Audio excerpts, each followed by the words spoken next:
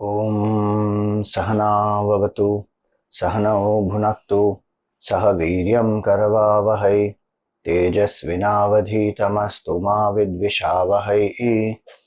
Om Shanti Shanti Shanti. Om Sadashivasamarambham Shankaracharya Madhyamam Asmadacharya Paryantam Vande Guru Paramparam.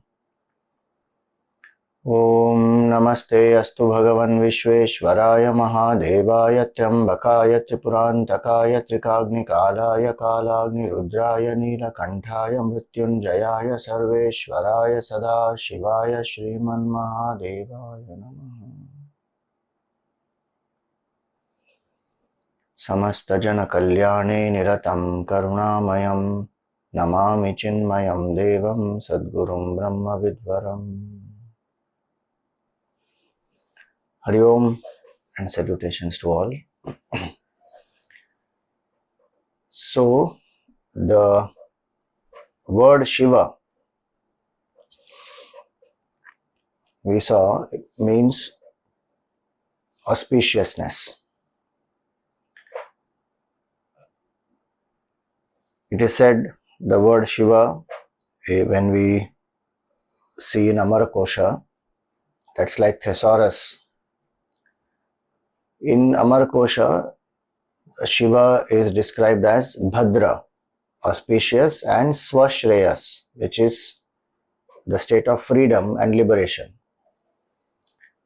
So when we say Shiva is auspicious and we see the form of Bhagwan, this form, the Vedic name is Rudra. Shiva also is there. When we see the form, by itself doesn't feel that there is auspiciousness about it. If we analyze it, if we have Bhakti Bhav, we definitely see Bhagwan as most auspicious. But if you look at it objectively, then Bhagwan has not taken bath for a long time. He is sitting in meditation, long jata, and jata is, for so many days when the matted locks are there, so there will be dust that it will become very, it will become like rustic. So long jata is there. Bhasma is applied everywhere. Vibhuti, we call it bhasma, which is the bhasma of the cremation ground. Even if one says no, it is made from, let us say, burning the cow dung cake mixed with milk. You burn, the cow dung cake powder, then you mix it with milk, and then it is put in the havan, and then that fire is applied, that bhasma is applied. Even then, how many people will apply like that bhasma all over the body? There is a snake around his neck. Bhagwan is wearing elephant skin, tiger skin. If one sees that form, one feels, sometimes one may even become scared, because each of these, one by themselves, are enough. There is a fountain on his head, there is poison in the neck. Each of these are enough to create fear in the mind. And we don't associate any of these with the signs of beauty, handsomeness, decorating oneself, adorning oneself. So if we see the form by itself, one may feel, "Arey, what is this form?" But the form is indicating such beautiful values and qualities. And also remember that just because the form has a symbolism, like our Gurudev used to say, Hindus are not idol worshippers, they are ideal worshippers. They worship the ideal behind the idol. So each aspect of Bhagwan's form helps the mind to imbibe certain values. That does not mean that the form is not real. That does not mean that this is something that has been created by human beings, just as a support for the mind. The form is real, symbolism also is real, as revealed by Bhagavan himself in the Vedas, in the scriptures, in the Puranas. So, we should understand that very clearly, that our mind functions through name and form, Nama and Rupa. If we analyze what is the mind, mind is a flow of thoughts. As Gurudev would say, mind is a flow of thoughts, like the river is a flow of water. Continuously thoughts come. And when the flow is stopped in deep sleep, then we don't experience mind. So mind is a flow of thoughts. The quality of the thoughts determines the quality of the mind. If the thoughts are positive, thoughts are negative, then the mind is positive or negative. If the thought of anger is there, at that moment the mind is pervaded by anger. If the thought of compassion is there, then there is compassion. So the thoughts, the quality of the thoughts determines the way the mind is. The quantity of thoughts also. More number of thoughts. Today people have the tendency to overthink. The mind is crowded with thoughts. And if the quantity is very high, sometimes one doesn't have control. Like when a car goes at tremendous speed, then sometimes the control is not there. So that way, quantity of thoughts. It said that about 60,000 thoughts on an average a person is thinking. So if the thought flow comes down a little, to that extent the mind will be more powerful. Lesser the thoughts, more power the thoughts have to manifest. Otherwise the mental energy is dissipated amongst so many thoughts, and sometimes the thoughts are cancelling each other. Then the sankalpa shakti, the willpower is not strong enough. So the quality of thoughts, quantity of thoughts, direction of thoughts, which are extroverted thoughts, which are thoughts which help us to turn within, this is the nature of the mind. And any transformation we have to do is in this. Make the quality of thoughts positive, learn to reduce the quantity, and have control on the direction. So quality, quantity, and direction, QQD. If this is transformed, a person is transformed. Now if you analyze this, if mind is a flow of thoughts, then what is a thought? Thought is, Gurudev would say, thought is equal to object plus consciousness.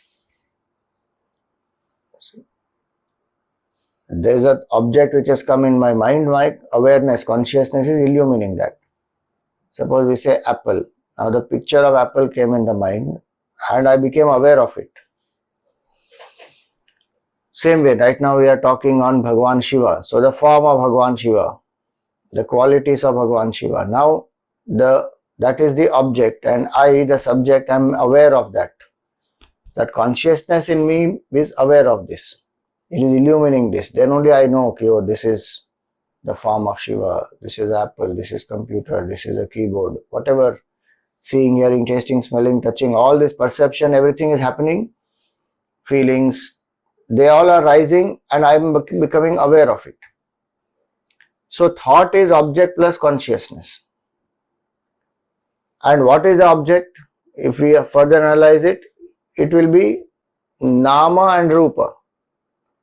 And Guna, of course, name, form, and qualities. So if this computer is in front of me, there is a name for it, there is a form, and then there are qualities that it has. So our mind, if you think mind, flow of thoughts, thought is object plus consciousness, object is name, form, qualities. our rishis understood this very clearly, and to help us to transform our mind, to make the mind more and more positive, and then lift it higher than that also. Negative thoughts are the weakest thoughts.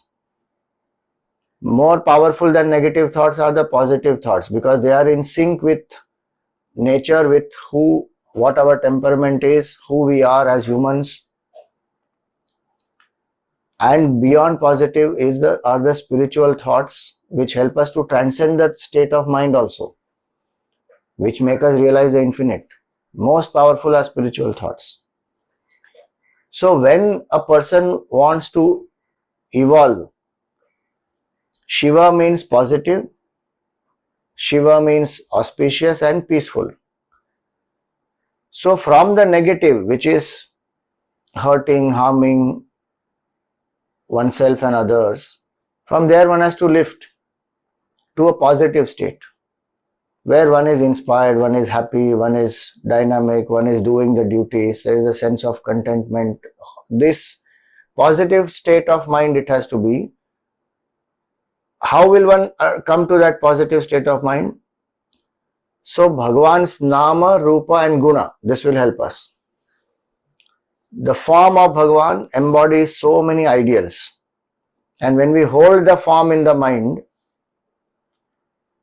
it goes deep into the subconscious mind. This is a very powerful technique that the rishis have given to us in such simple, effective way. Today people understand all this. Advertising also, if you see how does it work? Powerful visual and one slogan, and it will go in the mind and it will create desire, and then I want that product. Subliminal messaging. Today they use all these terms, subliminal messaging. And how they will study the effect of the color, of the time, when the ad should be played, what is the color, what are the sounds, what kind of sounds have to be used, what kind of vocabulary, everything, branding, and the whole thing is studied properly, and then the effect of it is studied on the mind, and then the products are marketed in that way. In Vedant as well as even in our Sanatana Hindu Dharma, we see how this technique that the mind functions based on Nama, Rupa and Guna. So give the name and form of Bhagwan. If the mind holds on to one name and form of Bhagwan, it can put aside everything else. And so with the form of Bhagwan, we internalize the qualities. If the Bhagwan is having a jata, what is the jata symbol of? It is symbol of tapas, austerity, determination. Bhagwan is sitting quietly in meditation, absorbed in the self. And tapas is required to achieve anything in life. Tapas is single pointedness of the mind. Aikagryam paramam tapah in Yoga Shastra it is said. Single pointedness is supreme tapas. So to achieve success in my life, I need single pointedness. If I all over the place, no proper focus, no one goal, energies are not channelized, then my energy are dissipated. What success will I achieve? So tapas is symbolic of that. It is not torturing oneself. When we think of tapas, people think, oh, bada tapasvi. I want to torture. No, I can't do tapas. Tapas means, Gurudev gave a simple definition of it. He said tapas means to break out of your comfort zone. Any attempt to evolve from the present state of evolution to a higher state is called tapas.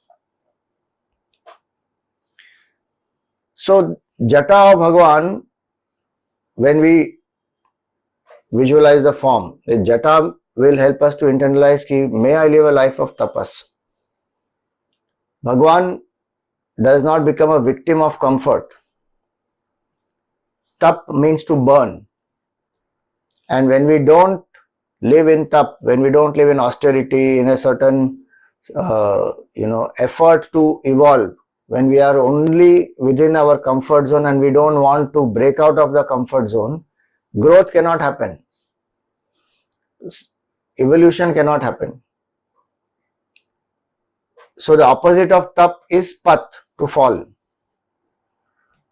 So when a person understands, yes, I need, what is it that I am focusing on? What do I want to achieve? What is my goal?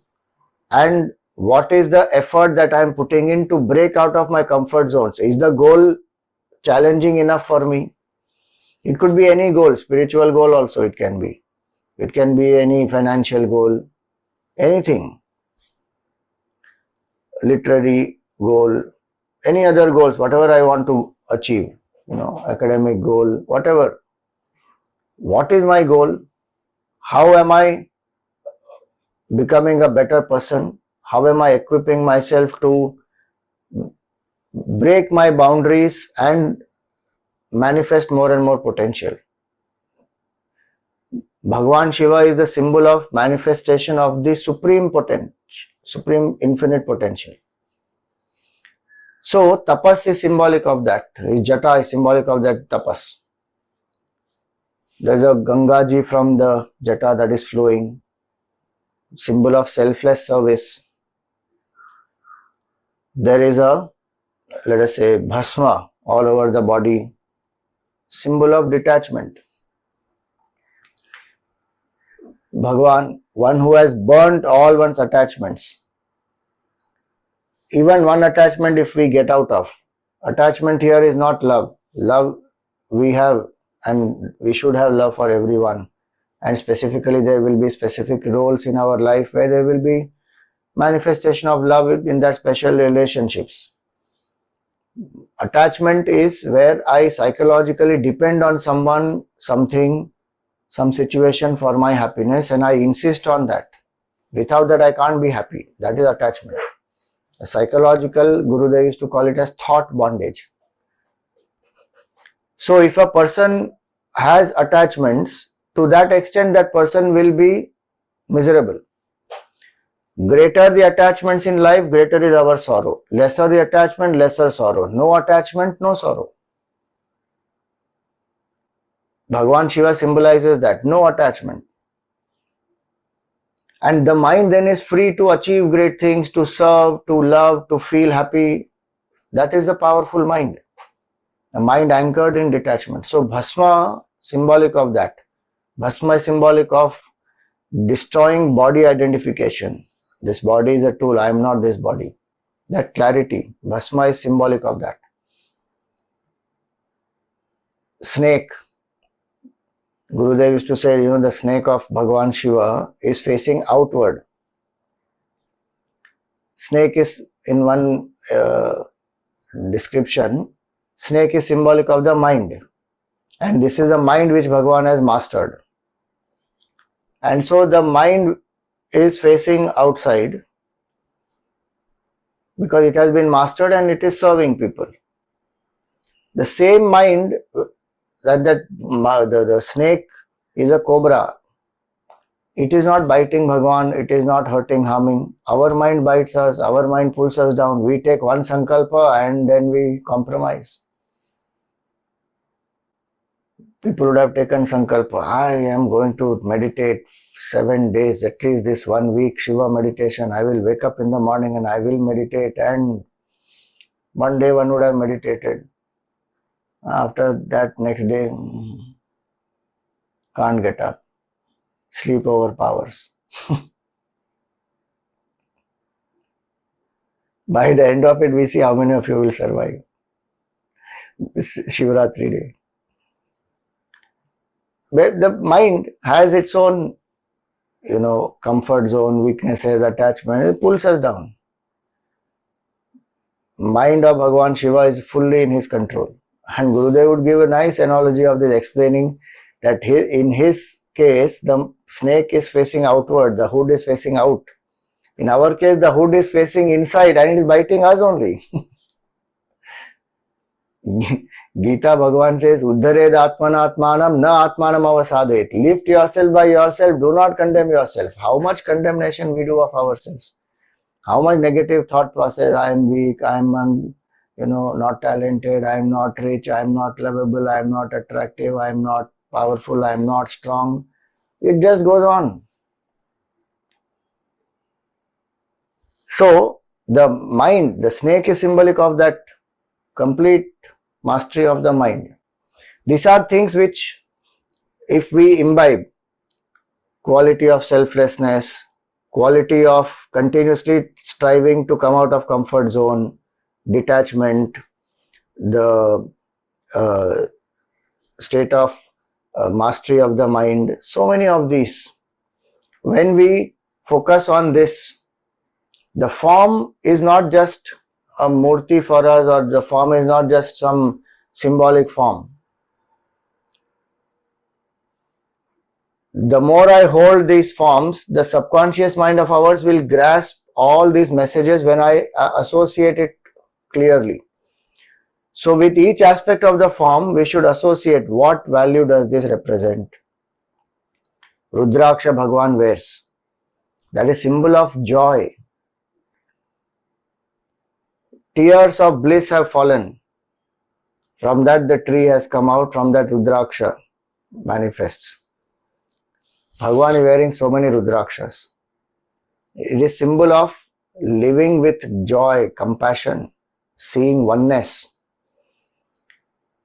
Apart from whatever else the energy field it will create around you, and it will help to manifest whatever one seeks in life.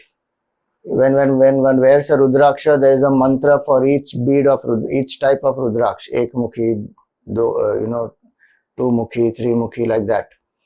Panchamukhi mantra is Namah Shivaya. So when one wears the Rudraksha, one should chant a mantra associated with it, then it will give maximum benefit. It's not simply wearing Rudraksha. So Rudraksha is symbol of sadhana. We use Rudraksha mala to do japa of Bhagwan's names. So Rudraksha is symbol of Anand, symbol of sadhana. Tiger skin, symbol of mastery over aggression. Bhagwan is very dynamic, very powerful, yet absolutely still. You see the combination of stillness and dynamism in Bhagwan. He will do Tandava. From his Damaru, the sound of Sanskrit language, the Maheshwara Sutras, 14 Sutras have manifested. The whole Srishti, Sthiti, Laya, Bhagwan only does. Then you will see also yoga. So many dance forms, very dynamic. At the same time, absorbed in stillness. So that is mastery. In our situation, our Rajoguna is not in our control. When we want to sit quietly, mind is running everywhere. Our mind goes off to sleep. When we try to become still, mind is either sleeping or wandering. Bhagwan has full mastery. When he has to be dynamic, fully dynamic. When he has to be still, absolutely still. See, such lovely qualities these are. And all these are practical skills we need in daily life. I should know how to engage my energy, and I should know how to withdraw my energy. Both I should know. Otherwise, while engaging the energy, I am feeling dull and drowsy, and I don't want to work, and lazy, lethargic. And then when I am sitting in meditation, mind is very active. Gurudev used to say that if you don't have a certain level of purity of mind, meditation won't happen. Meditation only will happen. So, the tiger skin, symbolic of that. Mastery over dynamism, energy, aggression. And elephant skin, mastery over lust, kama. How much energy drained because of kama. That whole thing Bhagavan has channelized up. That entire energy is moving up. That is a symbol when he is sitting for meditation. The energies will move up, come to realize the absolute truth. So this is the symbol. This is the form. And each aspect has some or the other beautiful indication, symbolism. And when we hold the form in the mind, the qualities, so with the rupa, the guna will go inside. And the scriptures also give this. See, we should, some people may think, Arey, ye kahan se aaya? It is written in the Puranas. The form of Bhagwan is given in the Purana. Qualities of Bhagwan also are given in the Purana. I'll just read one shloka for you to know. Shiv Puran says, Sarvajnata triptiranadibodhaha swatantrata nityamalupta shaktihi ananta shaktischa vibhor vidhignaha shadahurangani maheshwarasya. So beautiful quality. See, Sarvajnata, Bhagwan is all knowing, omniscient. Triptihi, very content and satisfied, peaceful and happy. Anadibodhaha, he has the beginningless knowledge, meaning Atmajnan, anchored in self-knowledge. That Bhasma, what we said, destroys body identification, self-knowledge. Mind is contented, happy. Then, Nityam Alupta Shaktihi. Bhagwan is Nitya. He is eternal, timeless. So actually the snake is also symbol of eternity, the state of immortality. Alupta Shaktihi, ever present. The power of Bhagwan will never disappear. He is ever present as consciousness. Ananta Shaktihi, infinite is his power. The tiger skin, what we spoke about, tremendous power, but fully under control. Vibhoho Vidhignaha, all pervading is Bhagwan. Wise people, they say that these are the 6 beautiful qualities of Bhagwan. I am just reading one shloka, like that there are many which will describe the glory of Bhagwan. So the idea is to understand that when we hold the form in the mind, we are imbibing these qualities. Then we associate the name with that. So Nama, so Rupa, Guna, and now Nama. Each form will have a certain, each name will have a certain form associated. And that form will have different aspects which will convey the qualities. We are seeing the simple form of Bhagwan Shiva. Mrityunjay Bhagwan. The form will be different. Bhagwan will have 8 hands in that. With 4 upper hands he is offering nectar on his own jata. With one hand he is indicating Mriga Mudra. With another hand is the Mala, Japa Mala. And in 2 hands in the front, again there are 2 pots of nectar. And Bhagwan is seated on the lotus. This is a form. This will have a different, some basic values will remain the same, but some other facets will manifest through this form. And these are forms which people have had darshan of. And these are revealed by Bhagwan only. These are my forms. Ekadasha Rudra we say. Bhagwan manifests as 11 Rudras. So each of the Rudras have one form. So each form, so we should choose, this is my Ishtadevata, this is the form of my Ishtadevata that I love, and this is the mantra. Nama, Rupa and Guna, if we connect all these properly and then stick to that on a regular basis, we don't have to keep shifting. One form, one name, and qualities associated with that. So this is our sadhana. Today we will worship Bhagwan through the form. We will visualize each aspect of the form. The mind has to visualize. And this is, in neuroscience, they call it as basic mental object retention, BMOR. They give simple exercise. They will say visualize one triangle, red color triangle. Visualize here, red color triangle. And for how long are you able to hold that triangle in the mind? without the shape changing, without the borders becoming faded, without the color changing. Shifting, warping, fading should not happen. Just hold that red triangle in the mind. The longer the duration you hold, the more powerful the mind is.